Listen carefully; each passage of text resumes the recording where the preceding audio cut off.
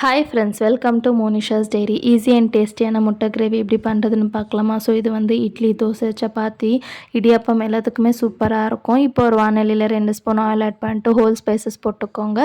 இப்போ சின்ன சின்னதாக கட் பண்ணி வச்சுருக்க வெங்காயம் போட்டு சாட்டே பண்ண பிறகு கருவேப்பிலை, 1 ஸ்பூன் இஞ்சி பூண்டு பேஸ்ட் போட்டு பச்சை வாசனை போன பிறகு நம்ம 2 மீடியம் சைஸ் தக்காளி வந்து அரைச்சி ஆட் பண்ணிக்கிறேன். நீங்கள் அப்படியே கூட ஆட் பண்ணிக்கலாம். ஸோ இப்போ இது வேகிறதுக்காக கொஞ்சமாக உப்பு போட்டு நல்லா எண்ணெய் பிரிஞ்சு வந்த பிறகு கொஞ்சமாக மஞ்சள் தூள், chilli powder, garam masala, chicken masala, red Kashmiri chilli powder and coriander powder இதெல்லாமே போட்டு நல்லா மிக்ஸ் பண்ணிவிட்டு கொஞ்சமாக தண்ணி விட்டு இது நல்லா கொதிச்சு வரும்போது நான் முட்டையை வந்து உடைச்சி ஊற்றிக்கிறேன். நீங்கள் வேணால் வேக வச்சு கூட ஆட் பண்ணிக்கலாம். அப்போ நீங்கள் தண்ணி கொஞ்சம் கம்மியாக ஆட் பண்ணிக்கோங்க.